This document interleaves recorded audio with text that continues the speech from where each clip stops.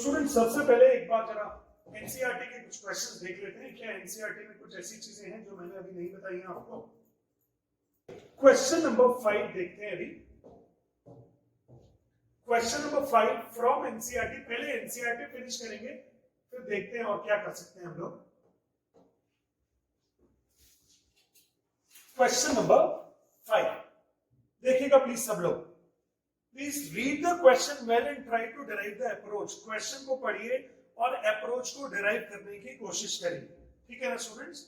चलिए, find the ratio in which the line segment a1, -5 a1, and b -4, 5 is divided by the x-axis।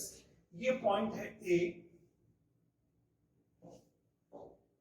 ये point है a का coordinate है 1, -5 और ये कोऑर्डिनेट है b का कोऑर्डिनेट हो गया है -4, 5। It is divided by x-axis in the ratio n:1। Please लिखिएगा अपनी कॉपीज में। Let the join of AB is divided by the x-axis in the ratio n:1। तो क्या आप इस पॉइंट को सेक्शन फॉर्मूला से कैलकुलेट कर सकते हैं? क्या आप इस पॉइंट को सेक्शन फॉर्मूला से कैलकुलेट कर सकते हैं? क्या आपके पास मेथड होता है ना, पुल फॉर्मूला वाला होता है ना मेथड, एक पुल फॉर्मूला। क्या मेथड है? n/1 plus -4m upon n plus n, -5n plus 5m upon m plus n। ये फॉर्मूला आया है। कहां से फॉर्मूला आया है? ये पुल फॉर्मूला लगाया है मैंने बेस्ड ऑन सेक्शन फॉर्मूला। इसमें कोई डाउट होगा तो प्लीज बोलिए प्लीज। क्या आपको याद आ रहा है पुल formula? This into this divided by m plus n। अब ये मुझे बताइएगा क्योंकि ये वाला पॉइंट x एक्सिस पर है तो क्या इसका y कोऑर्डिनेट 0 होना चाहिए? अगर ये पॉइंट x एक्सिस पर है तो इसका y कोऑर्डिनेट कितना होना चाहिए? 0। Since the point is lying on the x axis, C lies on x axis, therefore ordinate should be 0। Ordinate of C should be 0। -5n plus 5m upon n plus n, should it be 0? Yes sir। -5n is equal to -5m, m is equal to n, मतलब m upon n का ratio 1:1 हो गया। m upon n का ratio 1:1 होने का मतलब मालूम है क्या हो गया? कि the ratio in which this AB is divided by the x-axis is 1:1, यानी C is the midpoint of AB हो गया। C is the midpoint of AB और m और n की वैल्यू अगर आप इस क्वेश्चन में डाल देंगे m और इस वाली इक्वेशन में तो आपको वो मिड पॉइंट भी मिल जाएगा। मैं निकाल के बता देता हूँ। C का कोऑर्डिनेट है n-4m upon n plus n, और अब तो ये 0 ही कर देता हूँ आपको क्योंकि y कोऑर्डिनेट तो 0 ही होगा। अब आप n की वैल्यू n डाल दीजिए। n की वैल्यू कितनी डाल दीजिए? n। एक बार आप चेक कर लीजिए n की वैल्यू कितनी हो जाएगा? n। तो अगर n का वैल्यू n डालेंगे तो ये हो जाएगा n-4n upon n plus n, 0। तो ये हो जाएगा -3n अपॉन 2n, 0। तो मेरे हिसाब से C के कोऑर्डिनेट पूछे तो नहीं है, लेकिन फिर भी अगर पूछे तो -3/2, n, 0 होना चाहिए। बोलो आया क्या समझ में? -3/2, 0 होना चाहिए। इफ आस्क्ड, क्वेश्चन में इसमें अच्छा लिखा था find the coordinate of the point of division. तो coordinate of the point of division हो गया -3/2, 0 and C is the mid point of AB। C is the mid point of AB। She is the midpoint of AB। C midpoint है AB का। तो ये हो गया question number 5। Now question number 6 कर लेते, चलिए लाइन से ही करते जाते हैं। सबसे पहले एनसीईआरटी फिनिश करेंगे, फिर बाकी की दूसरी एक्सरसाइजेस फिनिश करेंगे। Question number 6, question number 6, 1 2 4y x6 and 3 5 are the vertices of the parallelogram taken in order। तो एक parallelogram बना लेते हैं। This is A, this is B, this is C, this is D, और इसके vertex हैं 1, 2, this is 4, y, this is x, 6 and this is 3, 5 और AC and BD का पॉइंट ऑफ इंटरसेक्शन है O। अब आपको मालूम होगा diagonals of the parallelogram bisect each other.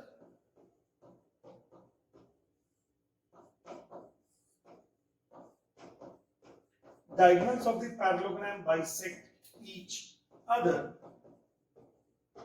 Therefore, O is the midpoint of AC and BD. O is the midpoint of AC and BD. O जो होगा ना वो AC का भी midpoint होगा, BD का भी midpoint होगा। अब अगर AC और BD दोनों के midpoint होंगे ना, तो O midpoint of AC, जरा O का कोऑर्डिनेट निकालिए।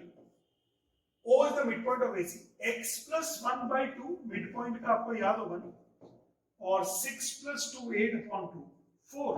चेक कीजिए आया समझ में? क्या कॉन्सेप्ट होता है मिडपॉइंट का? x1 plus x2/2 y1 plus y2/2। सिर्फ मिडपॉइंट के लिए दोनों x कोऑर्डिनेट को ऐड करो, डिवाइडेड बाय 2 कर दो, दोनों y कोऑर्डिनेट को ऐड करो, डिवाइडेड बाय 2 कर दो, that will be the midpoint. Okay, अच्छा फिर सिमिलरली BD का मिडपॉइंट यहीं पे ले लो क्या? O midpoint of BD, O is the midpoint of BD। 4 plus 3/2 तो 7/2 हो गया, और y plus 5/2। सही है ना? कितने लोगों को हो गया क्लियर? कोई डाउट तो नहीं हो रहा इसमें? 3 plus 4/2 and 5 plus y/2। Concept of midpoint, concept of midpoint. बोलो हो गया क्या? इजी हो गया ना बच्चे लोग? चलिए, तो अगर ये हो गया ना, तो आप इन दोनों को इक्वेट कर दीजिए, x plus 1/2 कॉमा 4, ये भी O का ही पोजीशन है और ये भी O का पोजीशन है 7/2 कॉमा y plus 5/2। तो जब आप इनको इक्वेट करेंगे, क्योंकि ये भी तो O है, ये भी O ही है, तो दोनों के कोऑर्डिनेट तो सेम होने चाहिए। तो इसका मतलब x plus 1/2 is equal to 7/2 and 4 equal to y plus 5/2। तो 2 get cancelled out, x is equal to 6 हो गया, और ये 4 2 8 is equal to y plus 5। तो y का वैल्यू तो 3 हो गया बच्चे लोग। तो इसका मतलब x का वैल्यू 6 हो गया है और y is equal to हो गया है 3। Please check the answer if it is right और नॉट। वैसे जब हमारे आंसर्स आते हैं तो गलत तो होने का सवाल ही नहीं। स्क्रीनशॉट लीजिए, बेटर तरीका होता है। क्वेश्चन नंबर 7 क्या आप करेंगे खुद? कीजिए प्लीज क्वेश्चन नंबर 7 को। Find the coordinate of the point A where AB is the diameter of the circle। एक आपने सर्कल बनाया और उसका डायमीटर बनाया।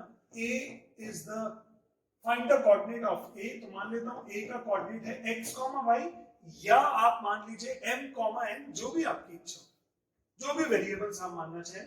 whose center is 2 minus 3 and B is 1 4। क्या मानिंग निकालेंगे आप x और y का वैल्यू? कमान, क्या आपको ये समझ में आ रहा है कि AO is equal to BO होगा?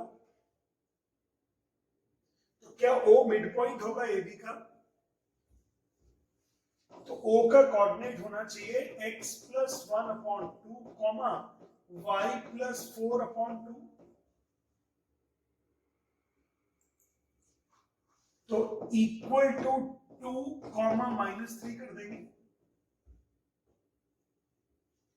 तो x प्लस 1/2 की वैल्यू हो जाएगी 2 और y प्लस 4/2 की वैल्यू हो जाएगी -3। तो x की वैल्यू हो जाएगी 3 और y की वैल्यू हो जाएगी -6 -10। बना कि नहीं सब लोग को? तो ये था क्वेश्चन नंबर 7। आगे चलते हैं, कॉपी तो नहीं करना चाह रहे हो आप लोग? क्वेश्चन नंबर 8 थोड़ा अच्छा सा है। क्वेश्चन नंबर 8 ऑलरेडी इसके वीडियोस जो है ना, 2 वीडियो आपके लर्न मिला पर अपलोडेड थे। अगर आपने थोड़ी सी भी अच्छे तरीके से उसको देखा होता तो आपको ये वाले सारे क्वेश्चन आज बन रहे होते। आज तो रिपीटेशन हो रहा है इन question. A is -2 -2, B is 2 -4। चलो फिर क्या हुआ? Find the coordinate of P such that AP is equal to 3/7 AB। मान लेता हूं ये P, मुझे मालूम नहीं है P कहां हो, बट आपको दिया हुआ है AP is equal to 3/7 AB।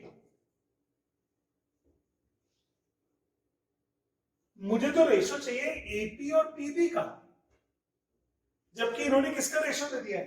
AP और AB का रेशो है, मुझे तो PB का चाहिए ना। तो थोड़ा सा ट्रिक से काम किया मैंने, देखिएगा 7AP is equal to 3। AB को लिख दिया मैंने AP प्लस PB। बोलो समझ में आया कि नहीं? AB को लिख दिया मैंने AP plus PB, AP plus PB। अब ये हो जाएगा 7AP is equal to 3AP plus 4BP या PP जो भी आप लेना चाहें। तो ये इधर आके हो गया 4AP is equal to 4BP।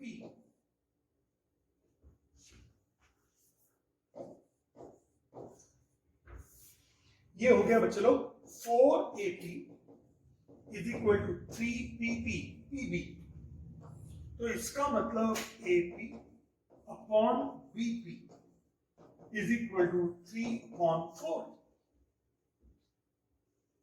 AP upon BP is 3/4। तो इसका मतलब आपको इसका रेशियो कितना मिल गया है? 3:4। Can you find out the coordinate of P? Can you find out the coordinate of the P if the ratio is 3:4? कर दीजिए फटाफट। देखिए ये आया है -2/7 कॉमा -20/7। शायद ये लिखा है आप लोगों ने -2/7 कॉमा -20/7। Is it so? तो मेरे ख्याल समझ में आने लग गया। फिर भी -2/7 -20/7। I am not calculating this, I am not finding it. मुझे विश्वास है कि आप लोगों को बन गया होगा। ठीक है, चलिए question number 8 it is. Now come to the question number 9।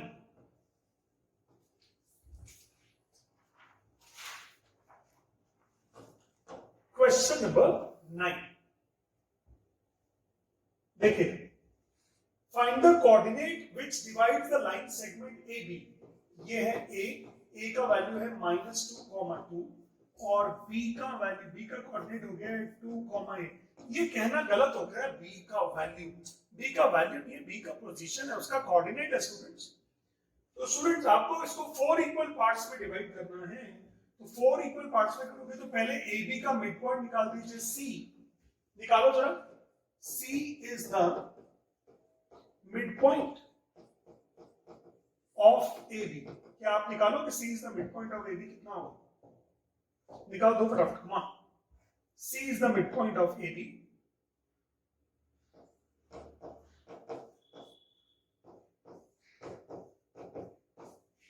अब AC का midpoint ले लीजिए D।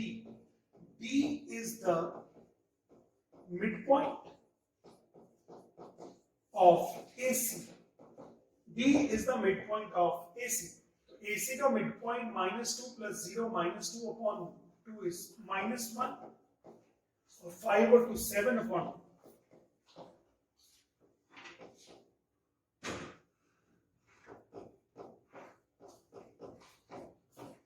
-1,7/2। बोलो बना कि नहीं? अच्छा, can you calculate the mid point of BC?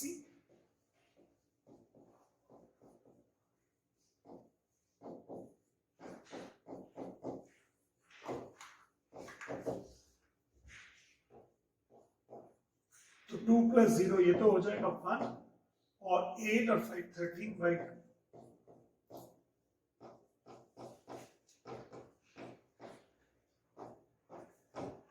चारों इक्वल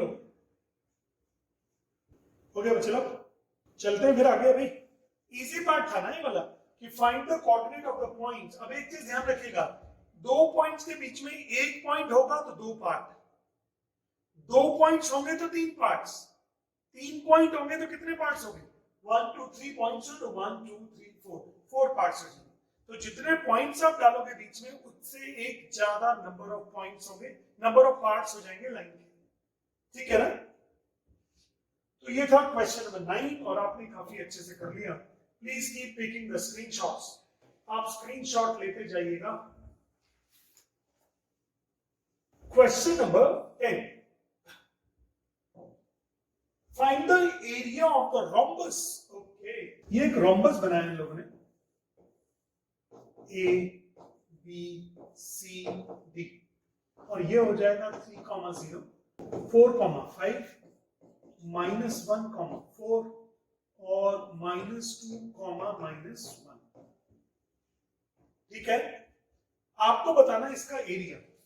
एरिया ऑफ रोम्बस होता है हाफ B1 इंटू B2, अगर आपको याद होगा तो एरिया ऑफ रोम्बस याद है।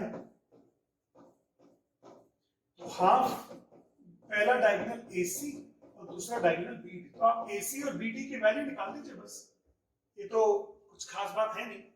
AC का वैल्यू निकालिए डिस्टेंस फॉर्मूला से, BD का वैल्यू निकालिए डिस्टेंस फॉर्मूला से, और कैलकुलेट कर दीजिए।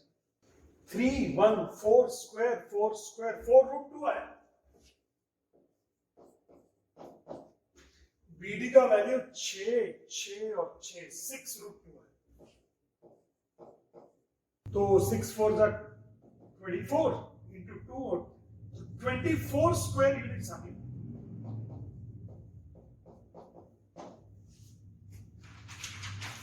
एरिया इज 24 स्क्वायर यूनिट्स, क्योंकि √2 इंटू √2 2 हो जाएंगे, 2 2 कैंसिल आउट हो जाएंगे। 6 4 24 square units. Answer is 24 square units. काफी easy question, question number 10 it was. AC का वैल्यू निकाला है, और BD का मैं वैसे बता दूं कि diagonals of the rhombus are perpendicular bisected to each other. अगर आपको नहीं मालूम है तो आप इसको लिख लीजिएगा, diagonals of the rhombus are perpendicular bisected to each other. Diagonals एक दूसरे के परपेंडिकुलर भी होते हैं और एक दूसरे को बाइसेक्ट भी करते हैं, स्पेशली रोम्बस के, स्पेशली रोम्बस के। Diagonals of the rhombus are perpendicular bisected to each other. Question number 10 done.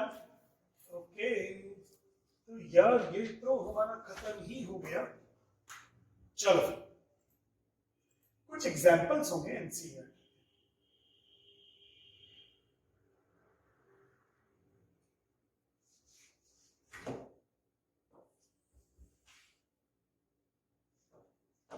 हमारे लिए तो एग्जांपल क्या है, हमारे लिए तो अनसॉल्व्ड है। करें इस क्वेश्चन को जल्दी से, come on. Find the ratio in which the y axis divides the join of this and this. एक पॉइंट हो गया है A 5 - 6, और एक पॉइंट हो गया है B, और ये है -1 -4, और ये हो गई है y एक्सिस। मान लेता हूं divides the y axis divides the join of AB in the ratio m:n at the point C. At the point C. Find the ratio in which the y-axis divides the join of the points this and this, and also find the point of intersection. देखिए सबसे पहले तो हम लोग coordinate of C निकालेंगे by section formula. तो C का coordinate क्या होगा? 5n minus m upon m plus n, comma -6n -4m upon m plus n। ये लेकिन क्योंकि ये y एक्सिस है तो x कोऑर्डिनेट तो 0 होता है ना y एक्सिस पर,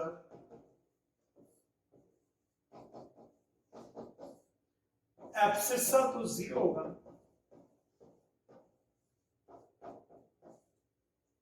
y एक्सिस पर एब्सिसा 0 होता है ना, तो ये हो जाएगा, ये 0 हो जाएगा, 5n is equal to m हो जाएगा। समझ रहे हो ना सब लोग? 5n माइनस m इज 0, तो 5n is equal to m हो जाएगा। n को नीचे ले जाता हूं तो रेशो हो गया 5:1, रेशो हो गया 5:1। आप c का कोऑर्डिनेट निकाल सकते हो, m का वैल्यू 5n डाल दीजिए, इसमें आंसर आ जाएगा। ठीक है ना? तो ये तो हो जाएगा c का कोऑर्डिनेट 0 तो हो ही जाएगा, हमें तो ये निकालना है। तो m का वैल्यू 5n डाल देता हूं, 5n 20 and minus 26n upon 2, तो माइनस 13 आया। अच्छा, लेकिन अपॉन में वो भी तो होगा ना, 5 + 1, तो शायद माइनस 13 अपॉन 3 हो गया। बच्चों लोग एक क्वेश्चन लिखो, सब लोग एक क्वेश्चन लिखे। The coordinates of the midpoints of the triangle is, the coordinates of the midpoints of the sides of the triangle are 1 2 0 -1 and 2 -1। एक साइड के कोऑर्डिनेट है 1 2 मिड पॉइंट के, एक कोऑर्डिनेट है 0, -1 और एक और कोऑर्डिनेट है 2, -1। आ रहा है समझ में क्या question? The coordinate of the midpoints of the sides of the triangle होना चाहिए 1, 2, 0, -1 and 2, -1। आपको बताना है find the coordinate of the vertices of the triangle. Vertices of the triangle के कोऑर्डिनेट्स बताइए। ये क्वेश्चन मैंने ढूंढा है, तब मिला है मुझे ये क्वेश्चन, और काफी इंपॉर्टेंट क्वेश्चन है। Let the vertices of the triangle are x1 y1 x2 y2 and x3 y3। Check कीजिएगा प्लीज, समझ में आया कि नहीं आया? प्लीज क्वेश्चन अच्छे से जरूर समझ लीजिएगा। इस बार आपको मिड पॉइंट्स दिए हैं और क्या पूछे? वर्टेक्स पूछे। Mid point of the sides पूछा है आपको, दिया हुआ है, और vertex of the sides, vertex of the triangles को पूछा गया। तो हमने वर्टेक्स मान लिए हैं x1 y1 x2 y2 and x3 y3। समझ रहे हो ना? Have you got the question? I'm not talking about the solution. Have you got the question? Question समझ में आ गया है? क्वेश्चन में तो किसी को कोई डाउट नहीं होगा। देखिएगा, इसका सॉल्यूशन बहुत अच्छा सा सॉल्यूशन है, मैं करके बताता हूँ, आप सब लोगों को सीखना है मेरे साथ। आप देखिएगा प्लीज कि सबसे पहली बात तो ये ले लेता हूँ D, ये ले लेता हूँ E और ये ले लेता हूँ F। तो मैंने बोला D is the midpoint of AB। D is the midpoint, आप सब लोग देखिएगा, अच्छे से सीखेगा, midpoint of AB। तो इसका मतलब x1 plus x2, x1 plus x2 upon 2, y1 plus y2 upon 2। क्या ये इक्वल टू 1, 2 के हो जाएगा? x1 plus x2 upon 2, y1 plus y2 upon 2, that is the midpoint of the side AB। और वो वैल्यू 1 2 के इक्वल होनी चाहिए ना। तो इक्वेशन कितनी हो गई? x1 plus x2 upon 2 should it be 1 and y1 plus y2 upon 2 should it be 2। तो x1 plus x2 की वैल्यू 2 हो गई क्रॉस मल्टीप्लिकेशन से, ये इक्वेशन नंबर 1 हो गई। और y1 plus y2 की वैल्यू हो गई है 4, ये हो गई है क्रॉस मल्टीप्लिकेशन से नंबर 2 इक्वेशन। कितने इक्वेशंस बन गए हैं बच्चों? दो। अब similarly F is the midpoint of BC। Next line में लो, F is the midpoint of BC। F is the midpoint of BC, तो midpoint होगा x2 plus x3 upon 2 is equal to 0 and y2 plus y3 upon 2 is equal to -1। आप लोग एक बार diagram बना लीजिएगा। तो x2 plus x3 is 0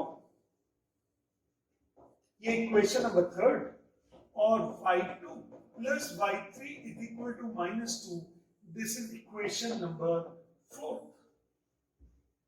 कितने equations आ गई हैं? 4 इक्वेशंस। और अब e रह गया, e को भी ले लेते हैं, e को भी ले लेते हैं। e is the mid point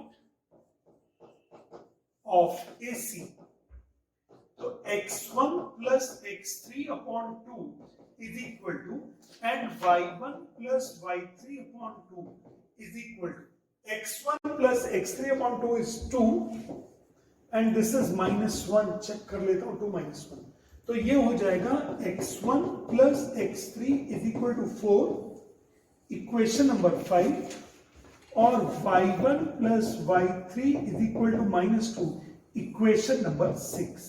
मजा आया ना? कितनी इक्वेशन बन गई है? नहीं, 6 इक्वेशन बन गई। शायद पहला कोऑर्डिनेट ज्योमेट्री का क्वेश्चन है जिसके अंदर 6 इक्वेशन बनी है। अब हम पहले x1, x2, x3 को सॉल्व करेंगे। किसको सॉल्व करेंगे? x1, x2, x3 को। वेट कीजिएगा, अभी पहले सीखिएगा मेरे साथ। First equation, second equation, third equation. Third equation है x1 plus x3 is equal to 4, x2 plus x3 is equal to 0, और x1 plus x2 is equal to 2। तो एक बार आप लोग 1 प्लस 2, मैंने गलत किया है शायद, फर्स्ट थर्ड फिफ्थ है। एक बार आप फर्स्ट थर्ड और फिफ्थ को ऐड कर दीजिए, इन तीनों इक्वेशंस को ऐड कर दीजिए, इन तीनों इक्वेशंस को ऐड कीजिए। तो जब आप इन तीनों इक्वेशन को ऐड करेंगे तो 4 और 2 6, तो यहां हो जाएगा x1 भी 2 बार, x2 भी 2 बार, x3 भी 2 बार, तो 2 into x1 plus x2 plus x3, तो x1 plus x2 plus x3 की वैल्यू हो जाएगी 3। 2 से डिवाइड कर दिया, 2 से क्या कर दिया? डिवाइड। अब मुझे सोचकर बताइए x1 प्लस x2 की वैल्यू कितनी है? 2। तो इस पूरे की वैल्यू कितनी है? 2 प्लस x3 इज 3, तो x3 की वैल्यू 1 हो गई क्या? x3 की वैल्यू कितनी हो गई? 1। अब अगर यहां पे आप x3 की वैल्यू रख दो तो x2 की वैल्यू -1 हो गई क्या? x2 की वैल्यू -1, और अगर x2 की वैल्यू -1 हो गई, यहां पे डाल देता हूं x1 की वैल्यू, x3 की वैल्यू है 1, तो x1 की वैल्यू 3 हो गई क्या? x3 की वैल्यू 1 डाल दिया, 1 4 में से 1 जाएगा, 3 बच जाएगा। तो x2 भी आ गया, x3 भी आ गया, और x1 भी आ गया। नहीं, अच्छा, अगर कोई चीज ना समझ में आई होगी ना तो खुद करके देखना। x3 की वैल्यू मैं यहां डाल देता हूं, x1 की निकाल देता हूं, x2 की कैसे करूं? यहीं से आ रही है सारी वैल्यूज। और सिमिलरली आप y1, y2 और y3 की वैल्यू भी निकालिएगा। Similarly find out the value of y1, y2 and y3।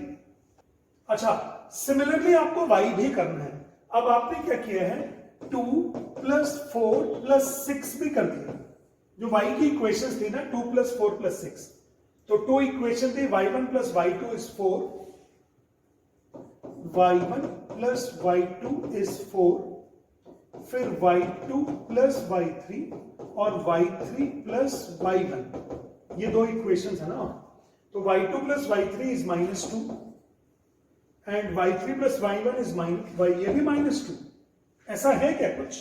अब मैंने तीनों को ऐड किया, ओ माय गॉड, 0 हो गया तीनों को ऐड करते ही, और यहां पे double of y1 plus y2 plus y3, तो इसका मतलब y1 plus y2 plus y3 is 0/2। Would it be 0? अब बताइए y1 प्लस y2 की वैल्यू अवेलेबल है क्या? 4। तो y1 प्लस y2 की वैल्यू 4 प्लस y3 इज 0। लो जी, y3 का वैल्यू आ गया -4। ओके, अब y3 का वैल्यू यहां डाल दीजिए, -4 उधर जाके +4 हो जाएगा, तो y2 का वैल्यू हो गया 2।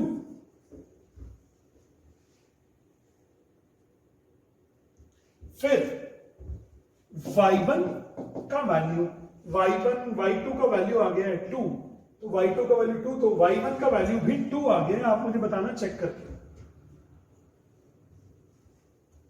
y1 भी 2, y2 भी 2 और y3 इज -4। तो ये हो गया y1 plus y2 plus y3। अब वो क्वेश्चंस होने शुरू हो गए जो मैंने आपको पहले वीडियो में नहीं भेजे हुए, है ना।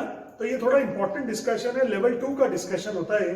पहले वाले वीडियो में मेरे सेक्शन फॉर्मूला एनसीईआरटी तो था, बट ये वाला डिस्कशन नहीं था। और आपने क्वेश्चन भी देखा ना, 6 इक्वेशन 8 इक्वेशन का क्वेश्चन है ये वाला, बड़ा क्वेश्चन। चलिए अब आ जाते हैं डीपीएसटी नंबर 66 पर। किसी ने बोला सर इसका 21 भी ऐसे ही, हाँ यस, ये देखो मैंने बोला था ना आते हैं एग्जाम में क्वेश्चन, सीबीएसई बोर्ड 2008 के पेपर में भी है एक क्वेश्चन। अब मुझसे पहले आप कर रहे हो उसको, अब डायग्राम मैं बनाऊंगा, आप क्वेश्चन को सॉल्व करोगे इसको। ये ए, ये बी, ये सी, ये the mid points of the side, ये है 3,4, ये है 4,6 और ये है 5,7, ये है x1 y1, ये है x2 y2 and this is x3 y3। क्या मैं उम्मीद करूं कि आप सॉल्व करोगे अभी? ठीक है, आज की क्लास मेरी समाप्त हो रही है। Bye bye, it is the time to go.